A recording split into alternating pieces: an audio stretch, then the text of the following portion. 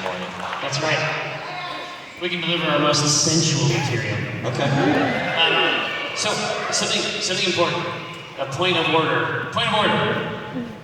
Before we get underway, I've had many conversations with attendees to PAX South who will say things like, "Do you think you're going to come back again?" Or "Please don't take a show to Austin."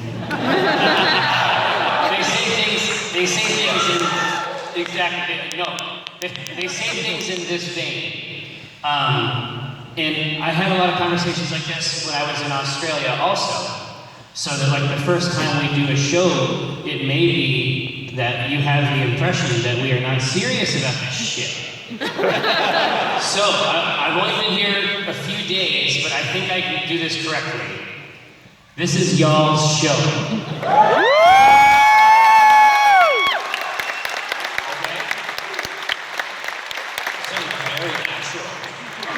Next year, about this time, in this place, we're gonna do all this shit again. Woo! Alright, first question. What originally made you guys choose War Machine over the Games Workshop offerings? I am an avid tabletop gamer and I'm always interested in hearing folks wax poetic about their chosen game. This is from Gabe in San Antonio. Are you here, Gabe? Nope, don't have to answer. But he couldn't make it to our show. I know, right? Gabe's kind of an asshole. So what do you think? I chose War Machine because of the models. I like the factions. Yeah. Specifically, I forgot the name. War Machine. The War Machine. No, the holy... Oh, Menoth. I started playing Menoth. I ended up playing Legion, but for a long time I played Menoth. Yeah. So you like that sort of cream and wine? Yeah, it was the Harbinger of Light. Yeah. I think it's one of the coolest minis ever. I don't know what you said. Up here it just sounds like But the main thing is also that, so Tycho is a pretty powerful force internally. He has a way of inspiring people to play whatever game he happens to be playing. But when I was younger, I had Necrons. I definitely played my share of Warhammer also. But War Machine, especially at the lower point scales, at the smaller levels of points, it's a lot fewer models, and the system is a lot more direct, I think. And there's a little card that tells you everything that a unit can do, and that makes it a lot easier, I think, to sell to your friends. Because otherwise you're just like literally just playing alone in your basement with your pants off. And that's Is that what you do? it's in the manual. So has anyone ever seen the Harbinger of Light? Harbinger of Menoth. Harbinger of Menoth? Yeah. Have you seen this model? It's like an angel trying to ascend to heaven, being held down by chains and acolytes. It's an incredible mini. Well, it's a cool piece of art, but Yeah. when you actually see it on the table, like you had to pin the shit out of it. You basically had to sculpt this thing, all right? the little chains going up to her. Yeah, it's incredible. How hard was putting together PAX South in comparison to other editions? Super easy for me. Yeah. I mean, you were actually looking at the level of my... Yeah, I was given a schedule and a plane ticket. No, it's like I said, it's like it's like Starship Troopers for us. Like we were basically just in the orbital PAX satellite. It was fired down to a planet. Our dropship opens up and they come out on stage. Look at the PAX, where am I? And did you consider any other cities in the South region before settling on San Antonio? If so, what were they? Well, so, I mean, Robert is the consummate strategist for things like this. And you can feel assured that, when the time came, he was going to try to find the right spot for it.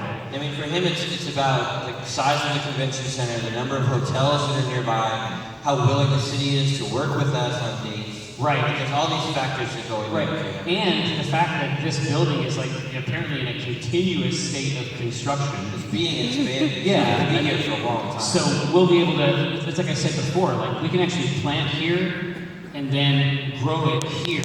Like this will be the first PAX that actually starts and stays in the same building. It is. Right? The rest of it is like a horse show. Right. Yeah. Not the same. This is better. Woo! You want to be more excited? Yeah. What has Mike's love for Destiny done to the working relationship between Penny Arcade and Bungie? Nothing really. Well, no, it's just, I can tell you, I can give you an example of Really? an uncomfortable experience that I have had. Oh. So, I take my son to this climbing gym. That's like a bouldering place. I didn't know that word before. Maybe you know the word, but if you climb up on these sort of like synthetic walls, and it's called bouldering. I thought it was rock climbing, it's not. I was an asshole. And when I see Rock climbing a different thing than I bouldering? think it must be. I might be qualified to talk about it. And so, Bouldering is climbing on rocks? I don't know. No ropes. No ropes. And so, and it was, you know, when I saw my son climbing just on these really steep faces, I was like, I feel like I exercised. I don't have to do shit. You know, for the rest of the day, like I felt exertion. Yeah. And so I was watching him climb, and then I looked over and I saw a guy there, and he was like, "Hey, you work over for Penny Arcade, don't you?" And I was like, "Yeah." And he's like, "Yeah, I work at Bungie." And I was like, "Cool, man. It seems like things are going pretty well over there. I know that Mike really likes it." He's like, "I'm glad somebody likes it over there."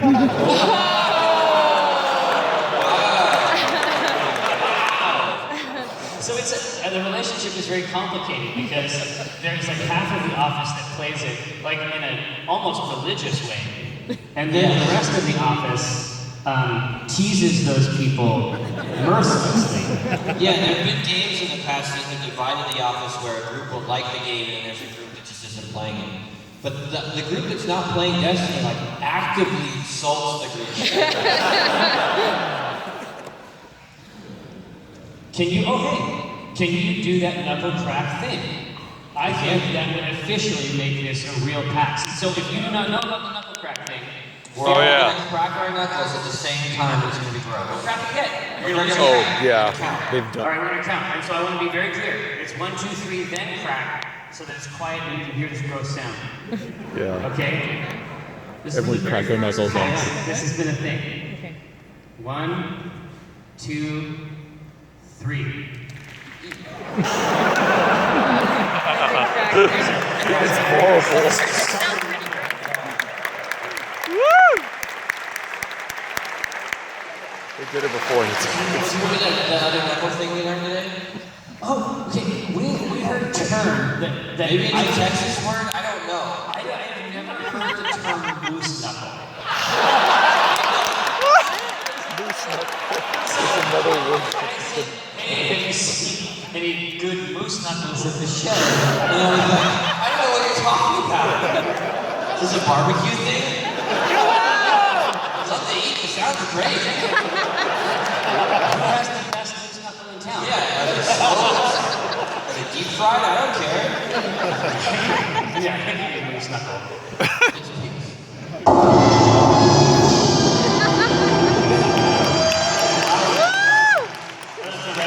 Significantly louder. Would you say that one has to make their own confidence in pursuing what they want to make of themselves? Or is it better to find/make a friend who will always instill the confidence needed to push you forward? Daniel from Birmingham, Alabama. I would love to find a friend who instills confidence. Are there people like that who are supportive? The people who just like slowly digest you. Yeah, rather than anchors around your neck. Thanks. That's what I need to hear. You guys can hang out. Yeah, part of it is that, especially when stubbornness is a good stand-in for courage. Yeah, And sometimes it looks like courage or even intelligence, when really you are just too pig-headed yeah. to not do something dumb.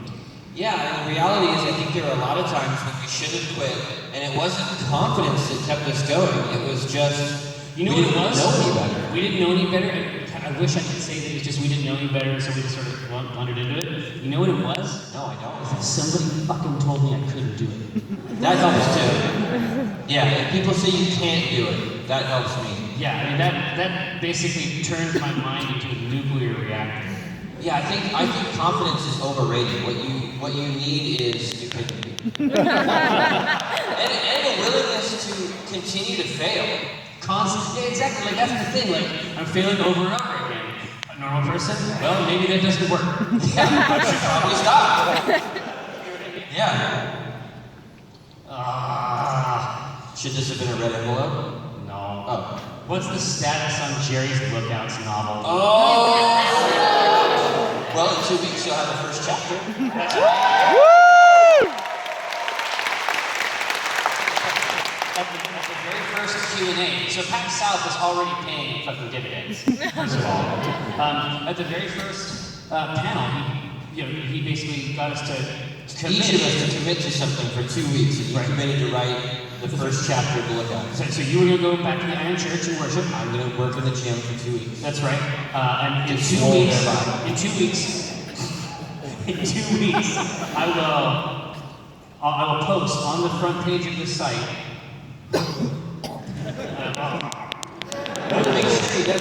Yeah, I will post on the front page of the site the first chapter of the Now, Lookout. I mean, you've been thinking about it. Oh my God! In Yeah. fact, you had Lookout's names, right? Oh no! I can see them doing it. Like I would be like a embedded reporter. I mean, I could just watch them doing shit and write down what it is if we didn't have a PAX every 2 weeks.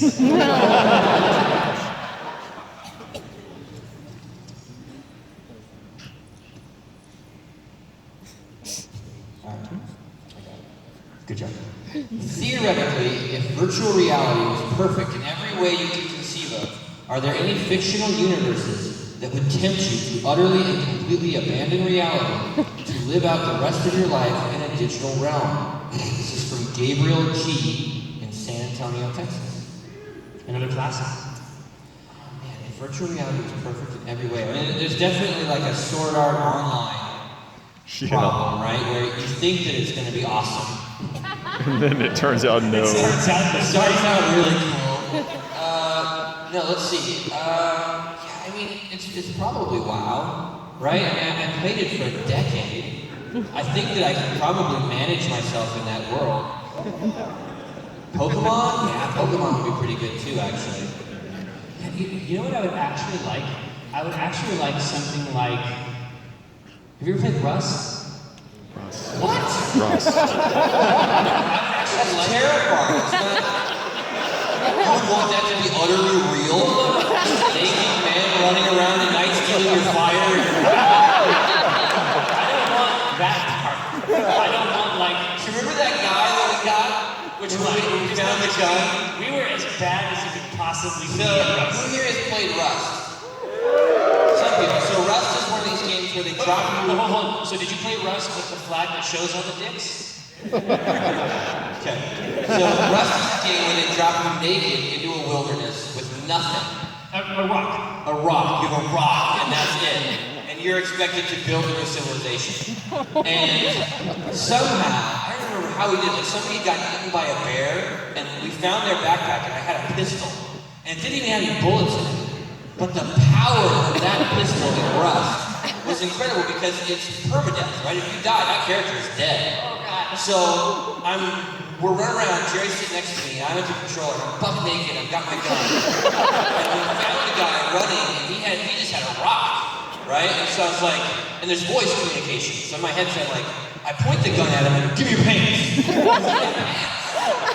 And he's like, no. And like, I'm gonna shoot you, put your pants on the ground. And so he did, he took off his pants and he put them on the ground. And I go, turn around, don't look at me.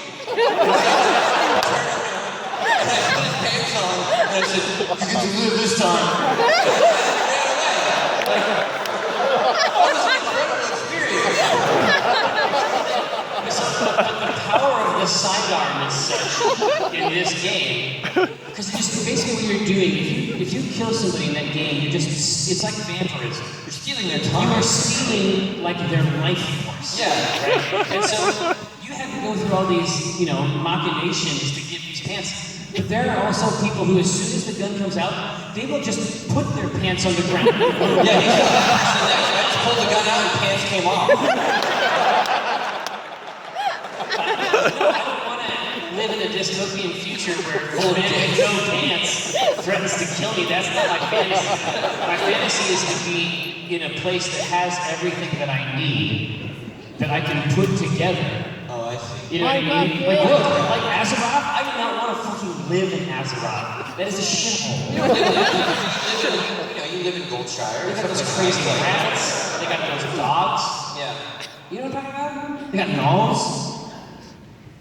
I'm trying to think like where I would want to like retire in Azeroth. Booty Bay. Yeah. Statues go. Throughout PATV's history, and especially in its new hire episodes, it was suggested that the intimate office space and small number of employees create a tightly knit group of friends who work together. Has moving into a larger office space and hiring even more employees changed the vibe of Penny Arcade. We haven't seen a lot of PA office shenanigans on PATV in the last couple years, and I think that I speak for a lot of people when I say we miss it. Thanks, Michael, Pennsylvania. Oh, okay. Well, if you I don't even know the names of the new people we hired. Frank. We'll call him that. Frank. It starts with an F and an R. No, so if you actually do crave office shenanigans, the Club PA actually has a staff podcast that is just people who are not us. Yeah, it's just everyone else in the office on the podcast talking about it. Right. But it is not, what you have to do is you have to be really careful when you bring somebody new in. I imagine it's like a swingers club. Not like literally.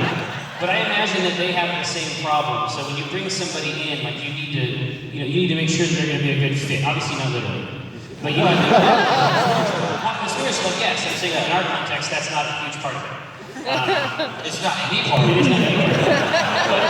We don't have an HR department, but I'm pretty sure that's not okay. Yeah. But like when I think about like the two newest people that the three newest people that we have are just they're great. Like they're really great. We've got Frank, Guy, in person. John Watt is probably the best. No, I say it's still very tight-knit. Yeah. It's like 15 people, and it's not a lot. Yeah, you maintain that family vibe. But also, I mean, this is something that we all sort of recognize too after we've been in the big office for a while. And we've made a point now where Fridays are sort of like what's called fun day. Yeah, it's called family lunch, first of all. Yeah, so we all make a point on Friday to at least get together for lunch. And then whoever can, we go play games, or we see a movie, or we do something on Fridays as a group. Right. Jerry, there are some old comics that show your true name to actually be Keith, not Jerry. I sincerely hope I'm not evoking some painful memory by asking, is there an explanation for why you go by Jerry? And then also Tycho, or is it just a writer pen name thing? Oh, that's interesting. That's way more interesting than the truth. Is this the reason I've not been able to summon you? I mean, that's gotta suck, dude. You got the blood, you got the candles are lit. You've done everything the rich Circle is made. Some There's no Jerry. Some guy shows up. You want? No. So my name is Keith Gerald Holkins. So Jerry is from Gerald, and Keith is my dad's name. And they had the idea, I think when I was young, that I would be named after my dad. But then they realized that having two people with the same name is a huge pain in the ass. So before my first memory, they called me Jerry. That quick? Yeah. And so if you go back far enough in the archive, you'll see that my true name, maybe this is why he's having trouble. Oh, don't reveal it. Don't reveal it. My true name is actually Keith Gerald Parkinson. You just wink out. But then when I got married, we actually combined our names, because that's what we did. Yeah, so that's the explanation. Well, because we considered, like, because sometimes you hyphenate, and then we were like, well, what if our kids gets married? And it's like 2 hyphens? Like, that's such a huge pain in the ass. Interesting. Is Koo still set on never getting married? Yeah, as far as I know. As far as I know. I mean, remember, originally the secondary thing was supposed to be like a triple date. Like, right. we were all supposed to just get it done at the same time. We're all gonna sit down together in a row. Well, they just go down the line. Right. But that's not the same as being married. Like, being married and kids. I don't think he wants to get married. I think that he is married to us. Yeah, that's probably. Does that sound more accurate? Yeah, that's true. Does that explain the dynamic? Yeah. I think he's married to Penny Arcade and we are his children. Yeah. That's the actual. Papa Koo, yeah. Now, why did you call it PAX South when it is so far north? What? This is from Bruce in Australia.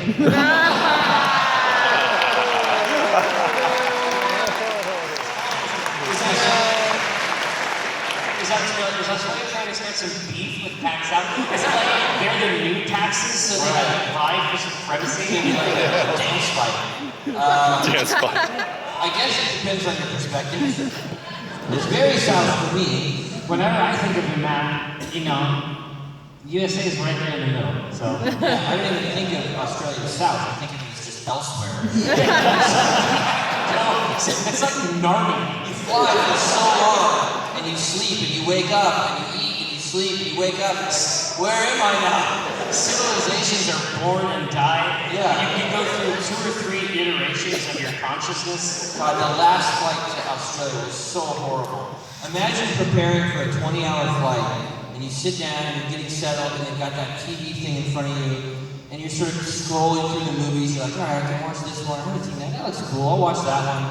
You've got 4 or 5 movies planned out, and then they come over the intercom and they're like, sorry, our movies aren't working. We have no entertainment for this flight. For 20 hours.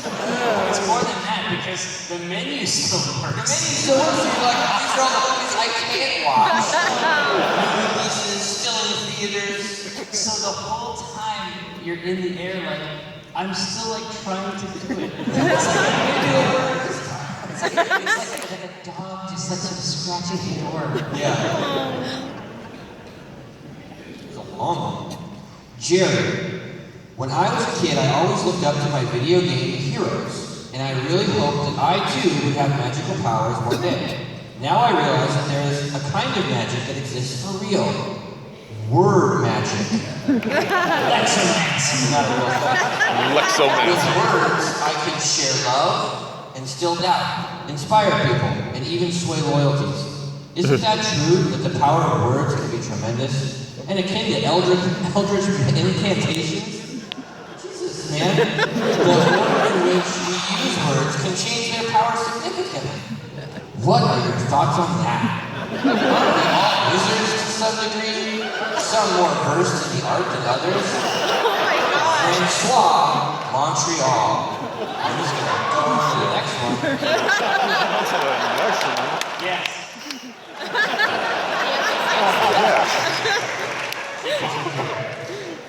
Don't get out of hand pretty quick. Let's pretend Penny Arcade is now releasing a new game console. What would you name it? Yes, you have to name it. Don't just pass it off to whoever. Justin Houston. Our new system? But it's our system, right? Our system. You're the naming person. With your magic word power. Cast your spell. We should probably be like, because you have to tie it into all the stuff that we do, right? I don't know, I'm not a word guy. I don't know your magic. Do it. How many of what you do is worth one of what I do? You know what I do? What? I would do like the classic old school sort of blocky box with like the grays Yeah. and the sliding switches, and I would call it like Excalibur. Like an awesome font. No. No, and all the games would come on little swords.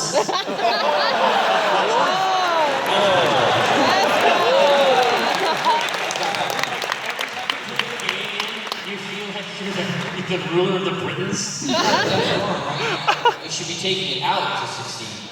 And should you take it out to start the game? Let me Dumb have it. spell. Let me have it. You don't put the sword back. Shut up.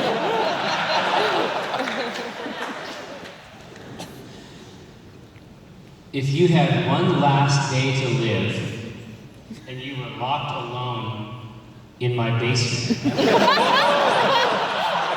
Sorry, if you were locked alone in a super game vault with every game ever, what would you spend your last day playing?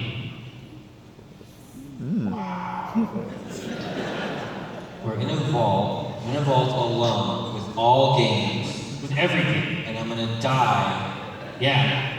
at midnight. Don't think I'd play games. I would want to fill that time. Because remember, you're still in the vault. Yeah, It's like, what are your other I options? guess that's true. I mean, there's stuff you can do. You only have hours left. You want to go out and make a good move. The answer is like Pac-Man or something. It isn't like, I'm going to touch my pee. Like, I didn't say that, weirdo. Wow. Where'd you get that from, pervert? I don't know. I just paw on my groin. You know what I might play is Res. Yeah. Ooh, that's a good idea. Just go into that Res trance. It's very satisfying. Was I the would experience synesthesia. It was the one best. last time. It was the best hour of Gabe's life. It was. Pull that red.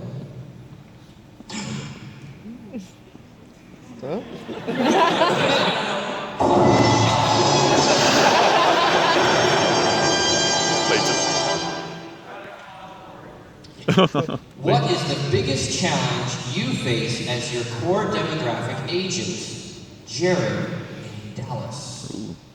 I don't know that's a real challenge. I mean, we're aging with them. Yeah, that's eventually what we figured out. Yeah, I would say that the biggest challenge is, maybe it's not a huge deal, but sort of trying to figure out how to remain relevant to new people who, like young people. There's a kid that came up The to youth. the youths. I think that as soon as you start calling them the youths, I think you might have lost We've lost him. There's a kid that came up to us at the signing today. He waited in line, he brought his poster up, and he was maybe 15, which means he was born when we started. Maybe. And it was the 80s Gabe and Tycho poster.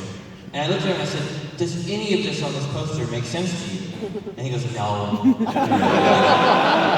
he didn't know any of it. He doesn't know about the Power Club. No. He doesn't know about neon colors. He likes penny arcade still. Yeah. So I don't know, we certainly don't try to court the youth.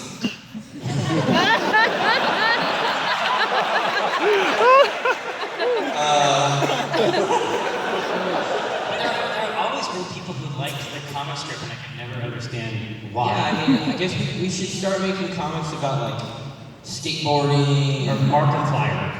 No. That's what we need to focus on. Yeah, He will be our subject. he will. It's a week-long series of comics about YouTubers. Honestly, that would kill. Probably. We should do that actually. That's Gabe, this is for me. it is. We see a lot of your real-life son, Gabriel, in the strip. What about Noah? Also, same for Tycho. Why don't we see much of your offspring in the comic? Any reason why? You see a lot of Gabe because Gabe is, he's 10 now. And so we have conversation. I mean, all the comic strip is conversations that we have with people. And everyone's... Including people that we invented. Yeah, including the people we made. And sometimes those conversations are funny and they become strips. But well, what happens a lot of times is that you will tell me about something funny that happened, not even with the intention of making a comment. no, And I'll be like, that's actually really funny. that should Like, be a comic. if we make a comic out of that, then we won't have to write one, Yeah, right? right. But Noah is 4.5, and so the conversations we have are not on the same level. But eventually I think he'll start appearing more. I mean, he was just in a comic actually about Minecraft. The sort of situation we have now where I have to tell one kid not to burn the other kid in lava. This incredible, brand new parenting shit. Yeah, this is not I been don't done even before. imagine. But there are some examples. Like one of the favorite ones that I can remember is when Elliot was young, he was trying to figure out genitals, and I told him that I had 2 penises. Daddy has 2 penises.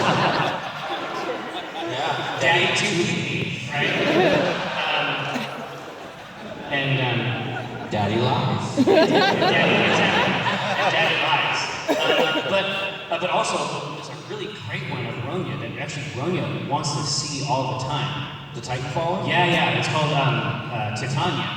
And it has, and Ronya is in the very first panel of that. It's in the last one too. Yeah, she's just, I try to tuck them in when I can, but a lot of times, before we're even trying to write a script, something funny will happen about a conversation and we'll decide that that's the right way to go. Do you have any good dad stories you can tell us? Any good dad stories? I'm a dad all the time. Like 24/7. Just always dadding it up. You go first. Chocolate milk. My sister had given me the wrong directions to where Christmas was happening. And the place was an hour away. So after driving for an hour, we arrived at a place that was not where she was. And so then I called her and said, this is not even a house. And then she said, oh, no, here's the real address. And this too was not a house. And at that point, I became as angry as I have been as an adult. And then I said, Brennan was like, so where do you think you should go? I'm like, we need to pull the car over. We have no idea.